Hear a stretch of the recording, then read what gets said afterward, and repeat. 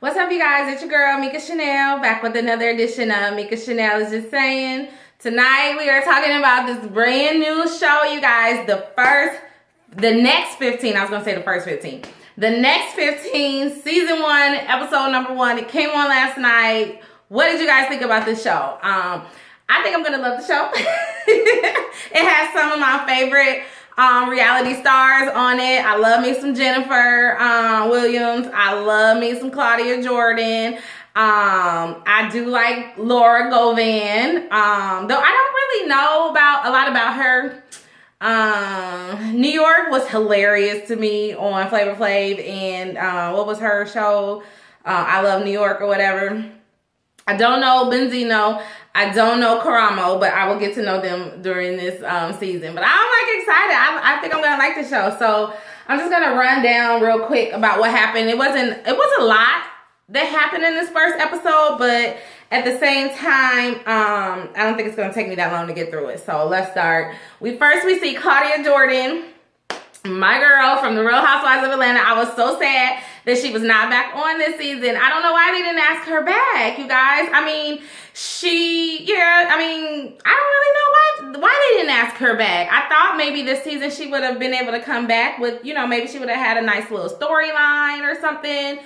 I don't think she really had that much of her own storyline last year, but I think that, she would have got it together. But anyways, they didn't ask her ass back. So we see her. She is on the beach with this badass orange, coming through with this badass orange bikini on. I was like, okay, Claudia, all right. I don't remember her body being that tone, but then again, I'm not sure we saw her in a bikini in the Real Housewives of Atlanta. I don't remember, but she looked damn good in that bikini, y'all, and I was a little jealous. Don't you hate when women are older than you and they look better than you, like physically, their bodies look better than you and they're older than you? That pisses me off sometimes. It just made me want to come down here and do some damn Tae Bo, which I've been doing in the mornings, but we ain't gonna get into that. Anyway, so we see her on the beach, and she is sitting there talking with Carlos King. Carlos King walks up. You notice how they counted him down? They were like, 3, 2, 1, and then all of a sudden, hey, Claudia Jordan. I'm like, dude, get out of here. Okay, now is this going to be a semi-scripted reality show, or what's going on? What's really going on? So Carlos King comes up, and they kind of talk, and she tells him that she has this idea and she wants his help. She wants to create something like a talk show similar to like The View or whatever. And but she's like, she wants it to be all black because, the world needs an all black talk show cast or whatever. I'm like, okay, I like the talk show idea for her. But then once I met the rest of the cast, I was like, I'm not really sure how that's going to work. And then, are they going to be competing with like The Real, or are they going to be competing with like The Talk? I don't know, because The Real, that's my show, y'all. I tape that show. It's like the only show that comes on 5 days a week, but I tape every single episode so that I won't miss anything. That's my show. I don't really think that they can really compete with them, but who knows? We don't know what they got yet, so let me not speak too much about it until it happens. You know what I'm saying? So anyways, so basically it seems like what the show is going to be is it's going to be kind of like showing the process of them all coming together and trying to create this show. Okay, so that's what it seems to me. So then second, we meet Jennifer Williams, my girl from Basketball Wives. Now, people say she was boring. People say she was Evelyn's little sidekick or whatever. I happen to really like Jennifer. For one, she introduced me to Flirty Girl Fitness, okay? Now, I love me some Flirty Girl Fitness. It just costs too damn much, right? And then it's all the way the fuck on the north side. And when I say all the way on the north side of Chicago, I literally mean all the way on the north side of Chicago. My cousin's wife had her birthday thing there. They got a bar in there too, though, but that's okay. You can do your little moves and then come get a cocktail. I'm okay with that. But it was so far. It took me like 45 minutes to drive my ass all the way up there. I'm like, shit, if I gotta drive 45 minutes to work out, I ain't gonna be working out, okay? But it was a lot of fun when I went. And then I've also taken I've also had done like some of their workout videos or whatever. Anyways, I like Flirty Girl Fitness. I like Jennifer on Basketball Wives. I don't know why she married that ugly ass man, but you know, whatever. But you know, so they show her on the set of her show, and I'm like, how's she gonna have a show called Just Saying? That is my thing. Just Saying. She lucky she put that G on the end. Anyways, I'm like, okay, she biting. She knows she saw my YouTube channel, y'all. She been checking me out.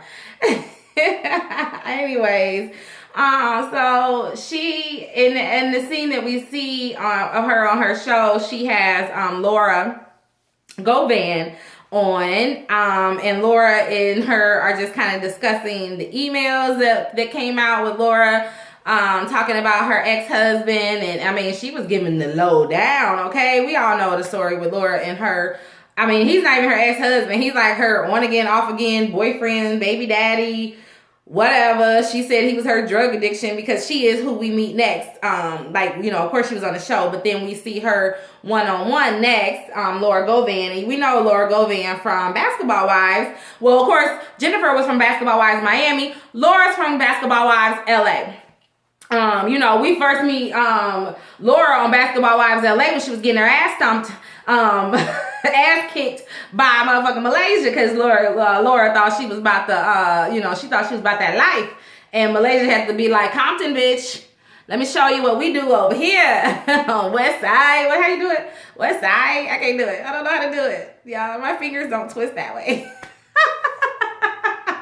Anyway, so yeah, so Laura Govan is, I don't really have a strong opinion about Laura. I don't really understand why she has so much drama in her life. I'm like, girl, you got like 1,000,001 kids.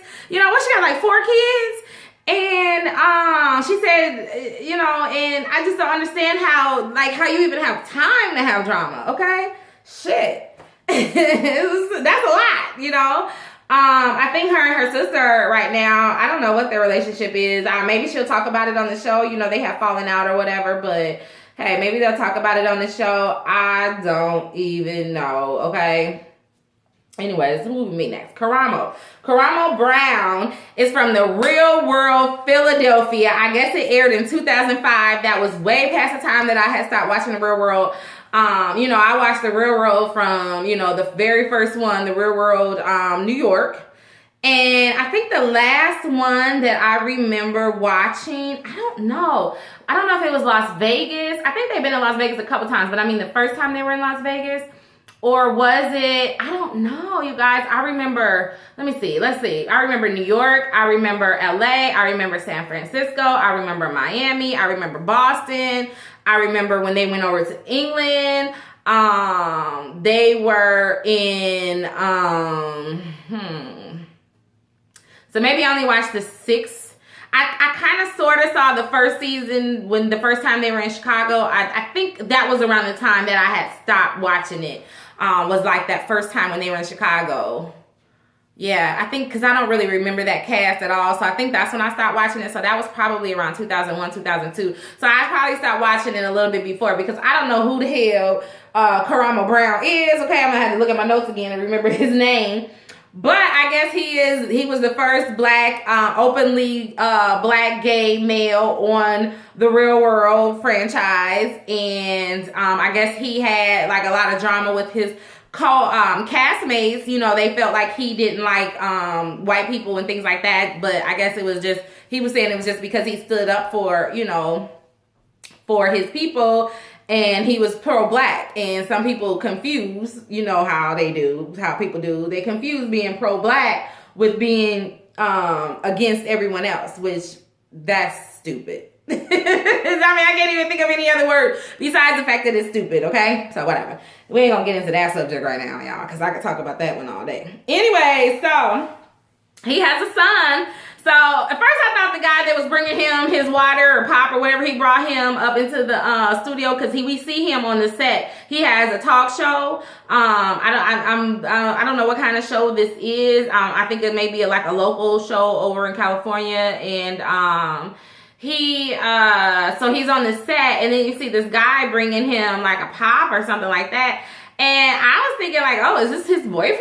Like, it was kind of young, right? But then it turns out that it's his son.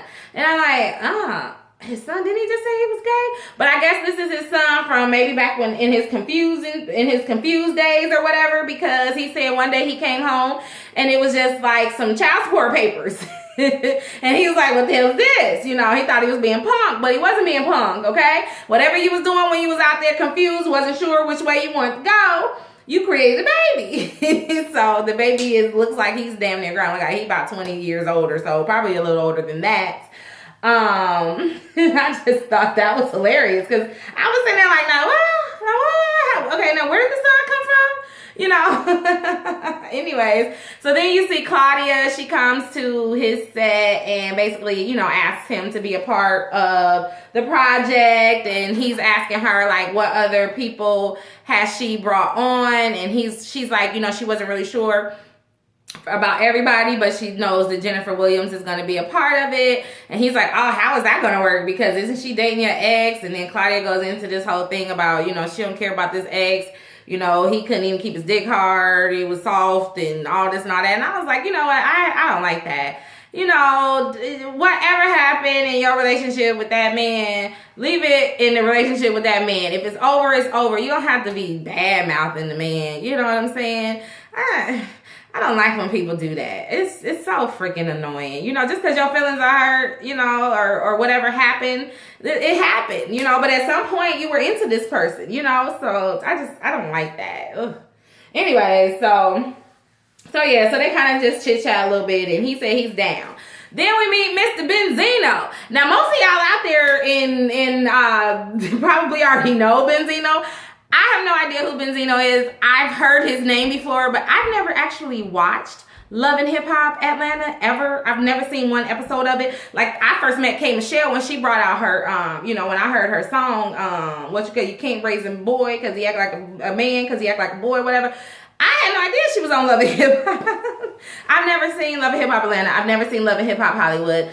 I haven't watched Love and Hip Hop New York since damn Chrissy and Jim Jones is on there. So I am not hip on the Love and Hip Hop franchise at all. But I like Benzino so far. He seems cool. You know, he said he's known for wearing his heart on his sleeve, and you know, he's a nice guy, and he, you know, he has a little hot head, and he's trying to change that image. You know, he doesn't want any more drama about him. He owns what is it called? Hip Hop Source magazine with his partner. And they were like hanging up these pictures, like these posters that are like blow-ups of like their magazine covers or whatever. And so he pulls up one with him, and I guess he had gotten shot or something. And he was like, I'm like sitting here, when I was listening to him, I was like, did he just say the only how? He was like, the only how I got on the front page of the magazine is when I got shot. And I was like, oh, okay, the only how, all right. Well, we know you're not the editor of that magazine, right? Anyways, and then I was looking like, is this motherfucker hanging these posters up with black tape? Are you serious? Damn posters gonna be hanging on it. Y'all know y'all no posters hanging over tape, and then the edges be hanging over. Except for these are boards, so they probably aren't even gonna actually stick to the wall. They gonna keep falling off. Or like kind of hanging a little bit from the wall. Like, save me, save me. I just thought that was hilarious when I saw him rolling up the tape and putting it on the back of this poster. I'm like, are you serious? It's not even a real paper poster. It's more like a board or something, you know. I don't know why that tickled me so much, but it cracked me up. Anyway, then we see the last cast member. Guess who it is?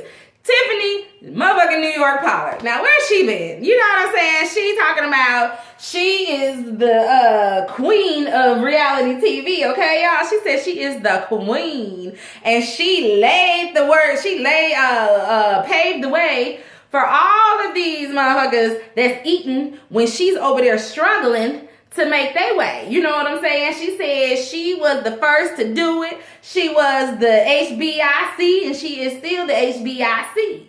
And nobody's gonna tell her any differently, okay? So she's sitting down with her manager, or I guess it's her manager or whatever, and it's this old fake ass scene talking about, he pulling out these products, talking about, you know, we got some stuff for you to endorse, some damn granola bars, some soaps and stuff, some scarves or whatever.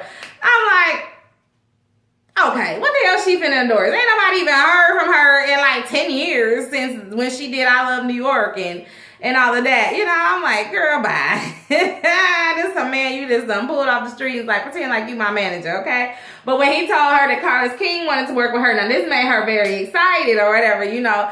Even though she says that she decided to take a break from reality TV on her own, I'm not really sure how much I'm believing that, because she was so excited to hear about Carlos King wanting to work with her, and then how she was talking about how she's sitting over here struggling and then motherfuckers eating off of the you know, the platter that she put on the table, okay? I'm like, all right, New York, but you know, it is what it is. We'll see how she fits in with the rest of the cast, because with that attitude, I don't think too many people are going to take kindly to her. So we will see.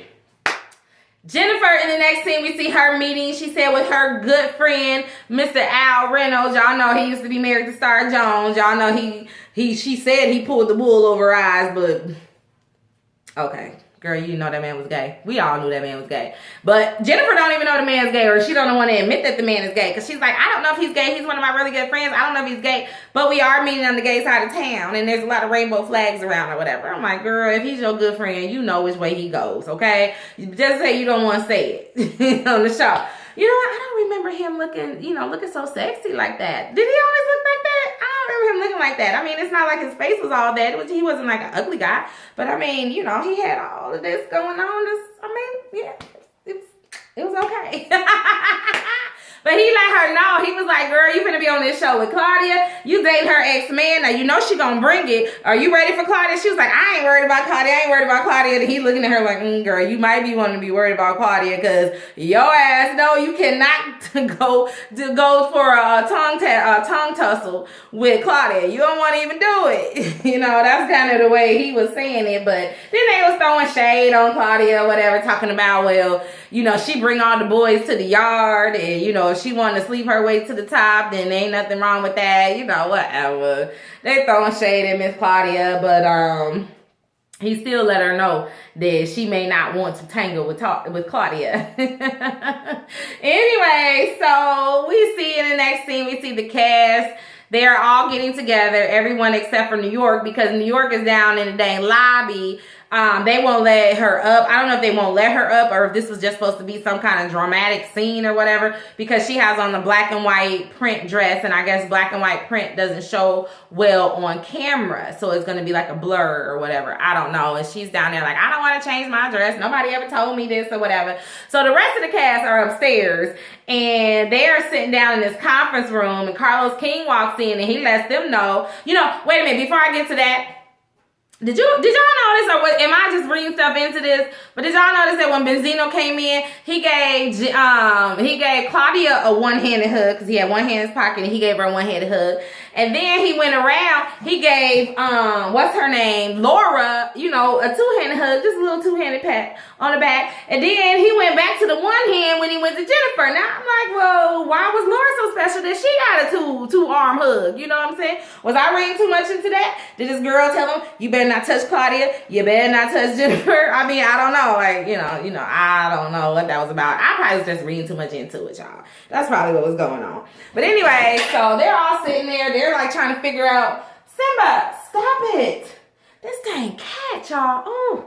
Anyways, so they all trying to figure out who's the other two people, because there was two more chairs. They're trying to figure out who the cast is, because, you know, they don't know. Even Claudia doesn't know, like, you know, what's really going on. So then here come Carlos King. He come walking in, and he lets them know that he has a focus group coming in, and they're going to go behind the two-way mirror and just kind of listen to what this focus group has to say. They're all a little nervous about this, you know. So they go on in the back behind the mirror. He brings in the focus group, and basically they so let's see. They did Claudia first. The group basically feels that Claudia is a troublemaking, hoish drag queen. But when the lady called her a drag queen, I don't really think that she was trying to be mean about it. She just said, because when Carlos King asked her what does she mean by the drag queen comment, she was just like, you know, she's just really quick-witted, and she's you know, with her words, she's very, you know, she comes back really quick.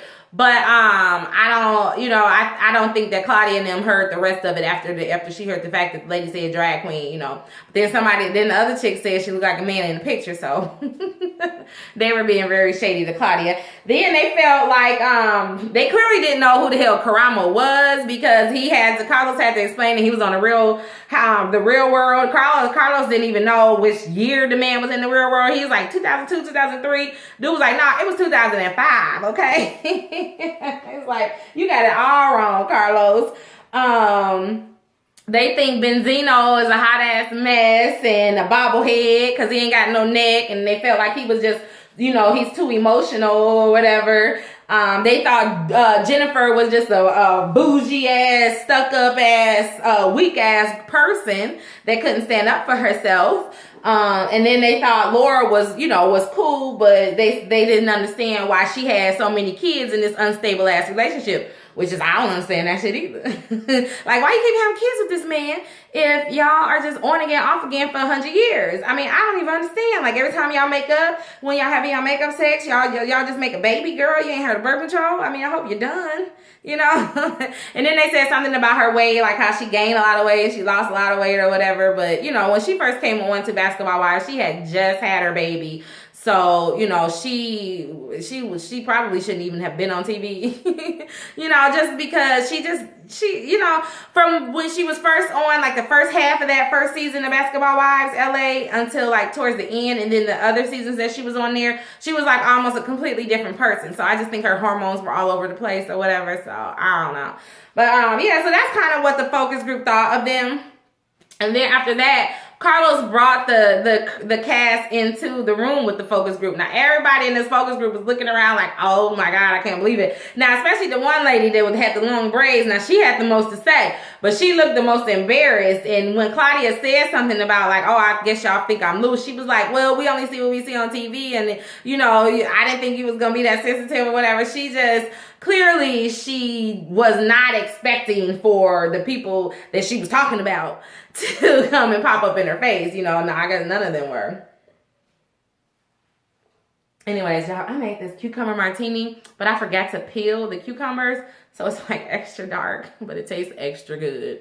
Anyways, what else happened? Let me see what's going on. I'm gonna start talking about this. I'm gonna take a sip. Now I'm ready to go to bed, but I'm almost done anyway. So Benzino, he's like, you know what? Look, God created all kind of necks. And, I do have a neck or whatever. And now y'all remember the girl that called him the bobblehead? He was in the back and he was like, I bet she's out there talking mess, but I bet if I saw her in the club, I could hit it, right? Now, when he comes out and he starts talking about his neck, old girl speaks up and she's like, you know what? You actually look a lot better in person.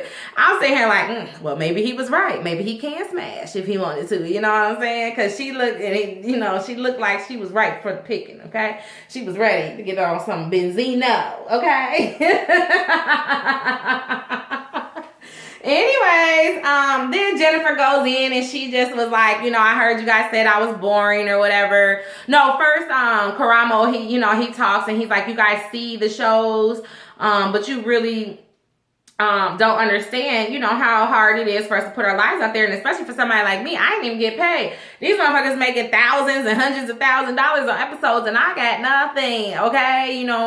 He was saying like, my show was real. It was real people living their real lives. We weren't getting paid for that. We were just having a good time, So, then Jennifer was just like, I heard you guys back there, you called me boring or whatever. She was like, I was just a wife. I was a basketball wife. That's what the show was about. It was about basketball wives. I was the only basketball wife on there. I was going through a divorce. So she was like, maybe I was a little quiet, a little, she was saying maybe I was a little bit timid or whatever. But then she was like, but if I was the opposite, then you guys would be calling me ratchet. So like, what can I do? I actually like Jennifer a lot. So, I think it's going to be some drama between her and Claudia. I don't know. I saw like an argument, a preview of an argument with them. And I don't know. So it just seemed like Carlos was salivating over himself at the thought of Jennifer and Claudia meeting, didn't it? It seemed like he was just like, oh, yeah, it's going to be good. It's going to be good. You know, hoping it was going to be some drama. But that's pretty much it for that first episode, you guys. I'm not going to drag this out anymore. Yeah, I'm looking forward to the episodes to come, though, because it seems like it's going to be interesting. It seems like it's going to be a good show. I think they have a good mix of people. I'm glad they threw some men into the mix. You know, that definitely, throwing men into the mix definitely changes the dynamics of group settings. Okay. You know, you just have all women is a very different dynamic than having a mixed group. So I like that they're doing that. I don't understand why Carlos King is on camera, but I guess because it's supposed to be behind the scenes, like, you know, how things come together. So I guess, you know, we would see the producer because he is actually there. So yeah, I don't know. I think I'm going to like it. So I'm looking forward to next week. I will be blogging about it each week. So, you know, look out for that. Let me know what you guys thought about the episode. Did you like it? You think you're gonna stick with it for the whole season, or, you know, or what do you guys think? Let me know how you felt about the blog. Hey, if you're not subscribed to my channel, subscribe to my channel right now, okay? Thank you. Anyways, you guys, until next time, please stay real, stay safe, and stay safe. What do I always say? Stay real, stay safe, and stay tuned to me, because Chanel is just saying, y'all, I'm sleepy. It's like 10:30. Bye-bye.